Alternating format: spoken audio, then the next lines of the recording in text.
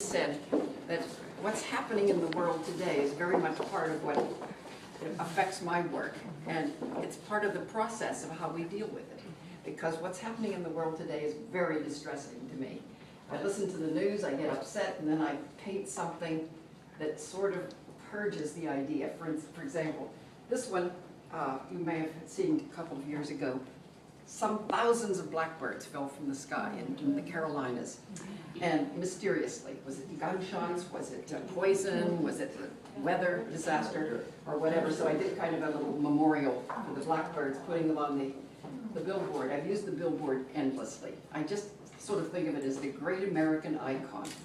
Buy, consume, advertise, spoil the view, whatever. But it goes on forever. Ted Turner made millions from it. But the billboard series, it started off with the first billboard showing, which is in the little catalog here, how nature used to look. Very beautiful. And I had that billboard in a dump site. And from that point on, it's been 50 more billboards. Some on paper, some on canvas. This one does consider, says message to the future. And it's graffiti and obscenities, sort of done in a more graceful way with cut papers. This one, if you've driven into New York City, you've seen these ads on the billboard. Rent this board. You're keeping us from having jobs because you're not renting this board.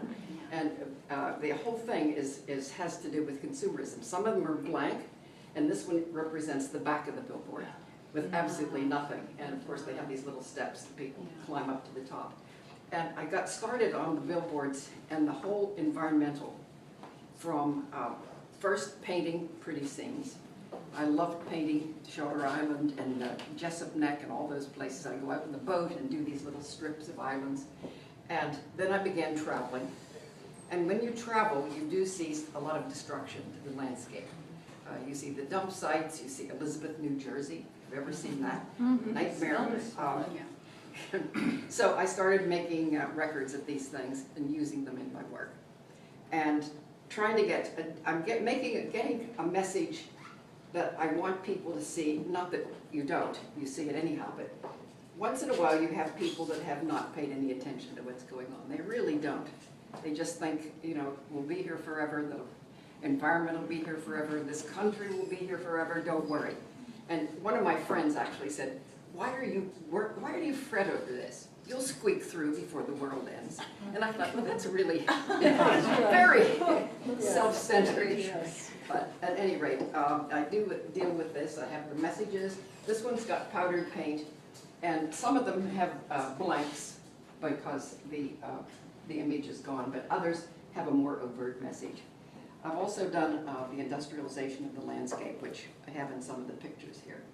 And it's just been a long, long evolution from doing what I considered the more beautiful things, and then the changes that took place, and then in the last group, they're all using a lot of silver and glitter that indicate dump sites, broken glass, and toxic waste. The way I got started originally, we used to go canoeing, my family, and we were canoeing in a river in Pennsylvania, and the water's beautiful and pure, and it slowly turns orange, and there are rocks floating in it. And I asked my dad, what is it? Sulfur from the coal mines. This was a long time ago, before there was any kind of protective device in place. And that sort of always stuck in my head, and I've used that image quite a few times. But all is not lost. We have other good people out there working to save the world, and hopefully we'll all be around to enjoy it. So, thank you.